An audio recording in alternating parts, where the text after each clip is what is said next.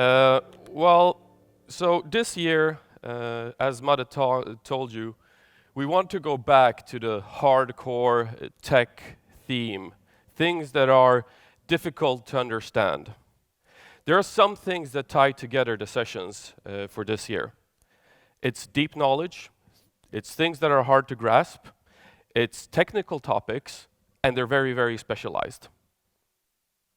So I was thinking, what am I going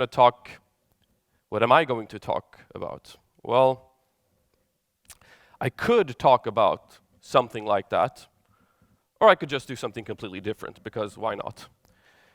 So I decided to build a survival guide for everybody, for surviving the machine apocalypse. Because if we keep exploring these really hard topics, we're going to eventually be faced with this question. So the reason I came upon this was when I started trying to understand, where are we as an industry today? What's prevalent to us? What topics keep coming up in conversation?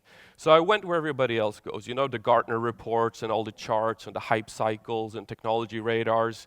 And there's like these themes that keep popping up. AI, intelligent digital mesh, democratized artificial intelligence, business intelligence, intelligent apps. This one word keeps coming up again and again and again and again. Intelligent. So, this isn't a new obsession, right? This is something we as people have been chasing for years and years and years.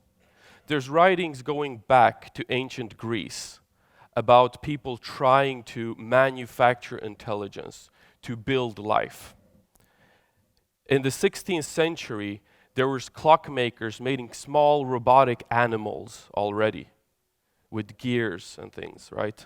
There was rumors going around about a golem being built, a man of clay brought to life by a rabbi. So this chase for creating life brings with it something else. The fear of that we will actually one day succeed in creating something that is similar in intelligence to us or even greater. And then that one thing will actually come back and kill us. This is what happened in the 19th century with a movement called the Luddites. They were, anti-machinery, anti-technology, and started running around smashing all the machines they could find because, this is scary. And there's a bunch of these things that happen in history that bring us to where we are today, but I think we didn't really start getting into it. Start to actually manufacture intelligence until around the 1950s. Before then, it was just some kind of philosophical approach rather than a technical approach. So what happened in the 1950s? Well, a couple of things, but these two men I want to bring up. One of them being Isaac Asimov, started defining the laws of robotics, amongst other things. Started talking about, how do we actually need to make machines behave if we're going to bring them to life. And the second one, who's even more important, is Alan Turing.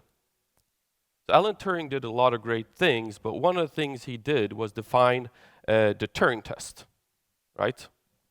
And the Turing test this is a quote about the Turing test, but it's really not a complicated test. It's a test that is whether a machine can fool a human in conversation to think that it's human.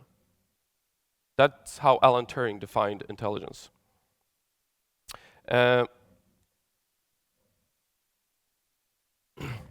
So, it's a very simple test, and you think we would have solved it by now. And we have. There are bots that have fooled people to think that they are real people in conversation, right? But what we don't talk about is how they did that. So let's talk about the first one, Eliza from 1964. Eliza mimicked a psychologist, taking whatever you said, posing it back to you as a question.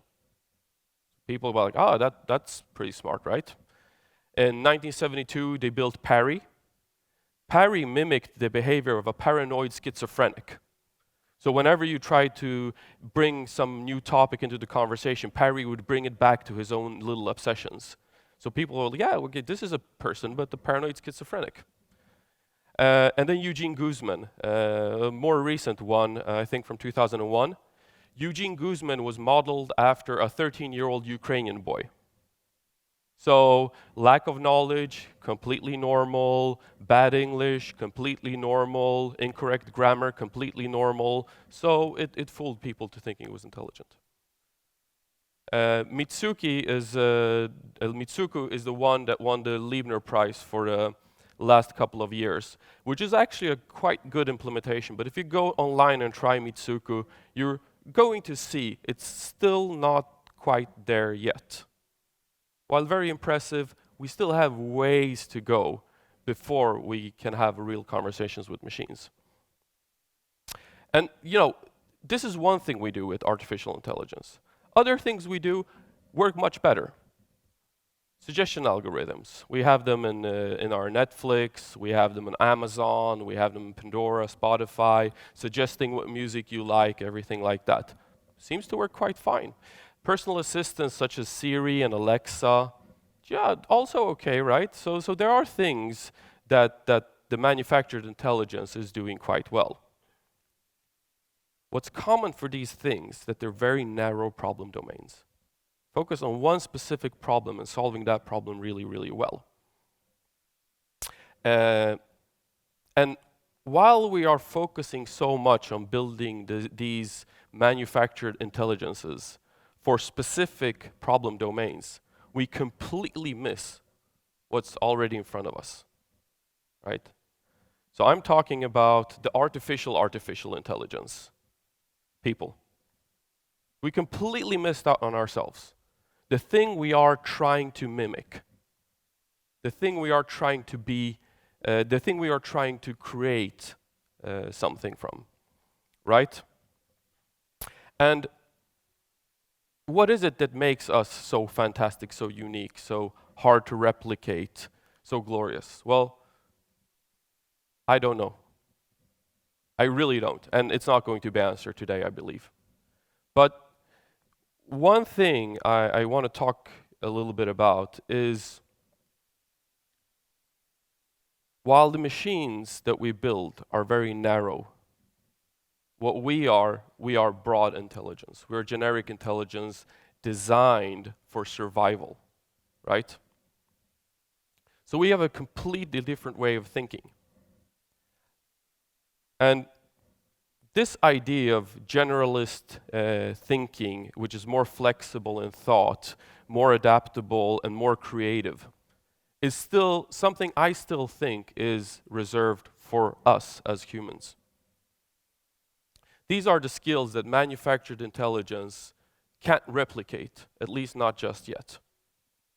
And maybe we are, just complex machines with huge CPUs and infinite amounts of memory, and if that is truth, maybe we will replicate what we are at one point in time, but I really don't think so.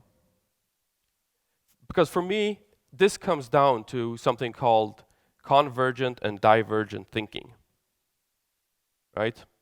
So convergent thinking is what the machines do really, really, really well. It's thinking that's good at analysis, it's good at dissecting problems, it's good at being reflective, analyzing massive amounts of data and taking decisions. People can also do it, but machines just do it way better. Then we have divergent thinking. Divergent thinking, it's about coming up with new ideas, going outside of your norms, exploring new possibilities, being open and being free in your way of thinking. That's something that is, at least today, still reserved for humans.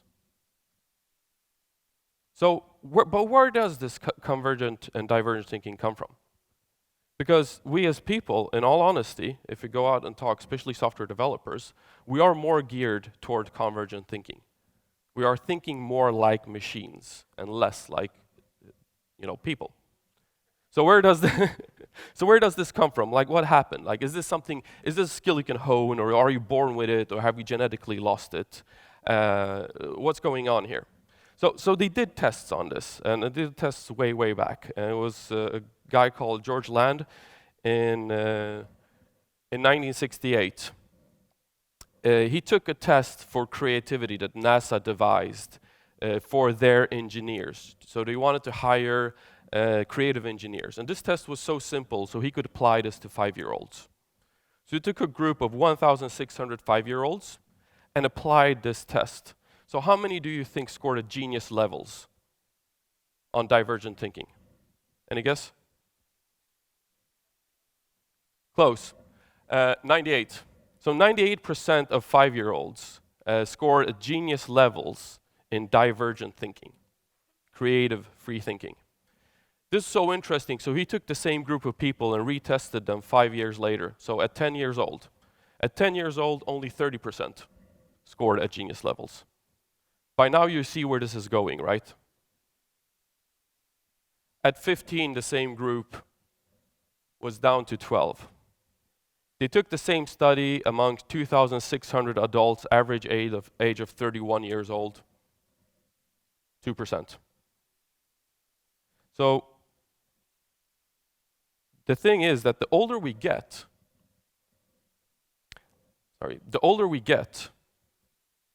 the worse we get at this divergent thinking. But the good news is that we all have it, right? We all have it. We did have it when we were born, and then something happened. And there's a lot of things about, what did actually happen.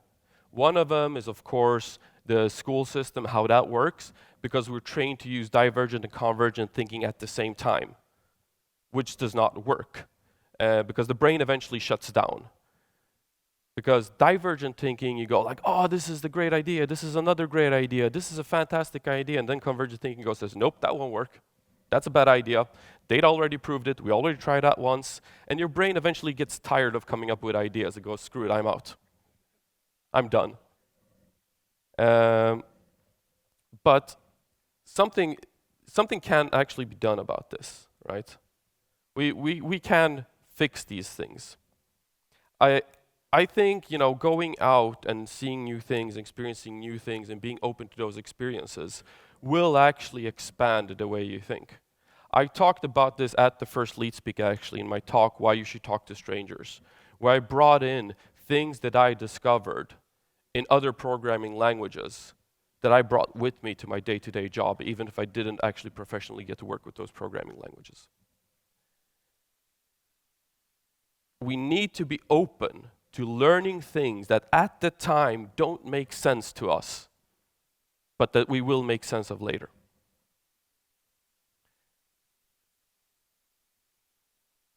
It's good to know a lot of stuff, right? As long as you're not limited by that. And the amount of knowledge we don't know is still far greater than the stuff we know. The amount of books on your private to-read list is so much longer than the amount of books you've read. And that's going to be the fact forever. And that's a good thing. That's a good thing because all the knowledge you already have is factored into everything you do. All the decisions you make, all the thinking you do, everything that's in your head, right? It's already factored in. But the knowledge you don't know, there might be a solution. There might be things that lay outside of your expertise, your realm, that might actually solve the problems you are thinking about. So being open to new knowledge, especially far, far away from your area of expertise, is something that's good for being a more divergent thinker. Another thing that's really important is to not put up blocks for yourself. So this is a place where machines really win over us. Because what we have that the machines don't is that little voice in the back of your head. That little voice that goes like, you should be like this, not like that. You should do this, you shouldn't do that. Why are you learning ballet? You're a software developer. What are you doing? You're wasting your time. That's not part of your plan. You suck. Machines don't have those voices. We do. And in all honesty, I don't think we can quiet them. It's part of being human to have those small voices in the back of your head. But what you can do is you can put yourself in the driver's seat of the bus and basically put all those voices back in there as passenger and understand that your mission is to get you and all those voices safely to your destination, right? They're loud, they're obnoxious, they're rude. You just keep driving, keep going, right? It's really important because those voices will stop you from being a divergent thinker. Those voices will put you in boxes and they will shackle up your inner 5-year-old. Don't listen to them. And then there's going to be this one voice. All right, so, but where are we going? Everybody's had that feeling, right? Where am I going? This is a page from my favorite book, Alice in Wonderland. So here Alice meets the Cheshire Cat, and she goes, would you please tell me which way I ought to go? And the cat says, well, it depends a great deal on where you want to get. Alice says, well, it don't really matter where I don't really know where I want to get. And the cat says, well, then it doesn't really matter where you go. And Alice goes, but I want to get somewhere. That's the feeling we all have. Like we don't really know where, but we want to get somewhere. We want to do something. We want to accomplish something, right?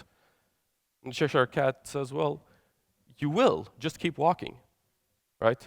If you walk long enough, you're going to get somewhere. And I think that's an important thing to remember. Keep learning, keep walking, keep exploring. You will eventually get somewhere. But it's extremely hard to predict beforehand where that is. It's extremely hard to predict what piece of knowledge or what event is going to put you in that trajectory. But in retrospect, it will always make sense to you. And that's another flaw. That's something called the black swan theory, as described by Nassim Taleb. So the black swan theory states that you have no idea of predicting the significant event or significant data before something happens, right? It's called the black swan theory because before we discovered Australia, people thought all swans were white. And then boom, Australia is discovered. All of a sudden black swans exist. There's even a saying in England being like, oh, that's going to happen when I see a black swan. That's how sure we were that black swans didn't exist. But the way Nassim Taleb describes it is he takes it and brings it to events. One of the events that Nassim talks about is Hitler rising to power. Go into any history book and look at the timeline of Hitler coming to power. You go like, oh, this happened, that happened, that happened, that happened. How could they not have seen this coming? But nobody did. The French even wrote, Hitler is a passing phenomenon. Then you can go into this book, The Berlin Diary. It's a book written by William Schreier, and this guy was in Berlin as a radio correspondent when Hitler came to power. And if you read him and read that diary day by day, even if it's probably been edited in retrospect, it's not super clear what's going on. It's not super clear how that story will end. And forcing yourself to be on a path is also going to hold you back from being creative, both in your personal development, but also in your thinking. You put yourself in a category, so you lock yourself down for new experiences. I am like this, I'm not like that. I'm on this path, not that path. I shouldn't waste my time doing this thing. You never know where creativity is going to come from. The last thing I want to talk to you about now is thinking in groups, doing it together. Because we are great alone, but one thing that we have over the machines is we have each other. So when you go into groups, when you start thinking in groups, when you start talking about ideas in groups, especially when you go in with a yes and mentality. Yes, that is great, and what we could do is this. Yes, that is great, and what we could also do is that, instead of a no but mentality. Great things will happen, great ideas will emerge. So what's the point in all of this? How will we beat the machines when the uprising happens? Is it simply quieting our minds, stop caring so much about where we're going, and talk more to other people? Is that just going to solve it for us? Are we going to win over the machines? No, probably not. But it will make you a better divergent thinker. Okay? So will divergent thinking save me from the machine uprising and save my future and everything? No, probably not. But that is not the point. The point is, one, there will probably not be a machine uprising, right? Spoiler. We are smarter than the machines. We're still building them. It's probably not going to happen. However, more and more of the convergent thinking that we take so much pride in is going to be handled by the machines. So if you are going to survive as a human, as a professional in the world of AI, you should start caring about your divergent thinking. You should start caring about using that thing that is uniquely human to you. Hence, divergent thinking is an important survival skill to stay relevant as our new machine servants arise. Thank you very much.